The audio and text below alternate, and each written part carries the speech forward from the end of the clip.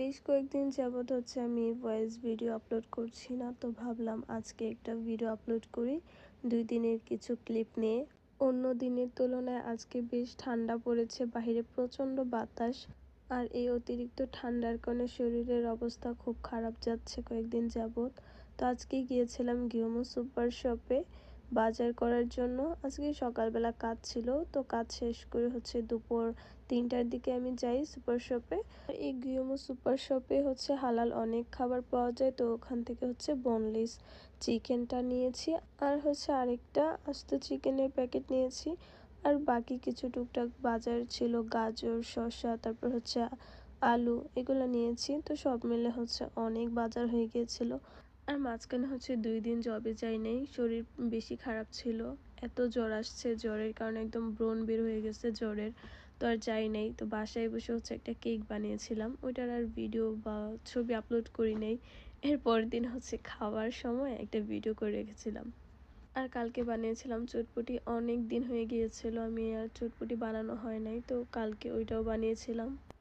গত 2 দিনের তুলনায় আজকে একটু সুস্থ হয়ে আছি, যেহেতু আজকে বাজারও করছি।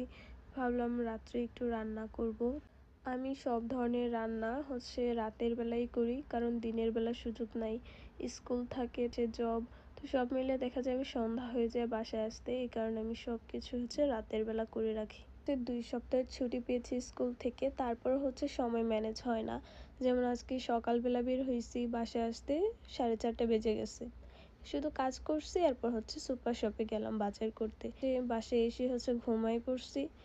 তো উঠে 9টার দিকে রান্না বসাইছি, ওই রান্না শেষ হয়েছে 12:30টার দিকে।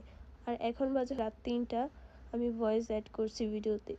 আর কয়েকদিন যাবৎ আমি যদি খাবারের কোনো ভিডিও আপলোড করি, তো ওখানে এসে কমেন্ট করবে যে আপনি এত সময় কোত্থেকে পান রান্না করার, আমরা তো সময় পাই না।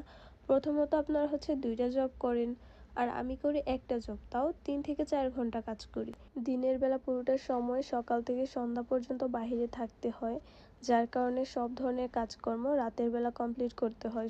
আর মানুষ যে কাজগুলো খুবই পারদর্শী, সেগুলো খুব তাড়াতাড়ি সময়ের সাথে ম্যানেজ করতে পারে। যেমন আমি এখন রান্না বান্না মোটামুটি পারি, তো এগুলো দেখা যায় বানানোর জন্য আমার খুব বেশি সময় লাগে না, 2 থেকে 3 ঘন্টার মধ্যে সব কিছু কমপ্লিট হয়ে যায়। আমার মতো সময় ম্যানেজ করে আপনারাও নতুন কিছু রেসিপি ট্রাই করেন।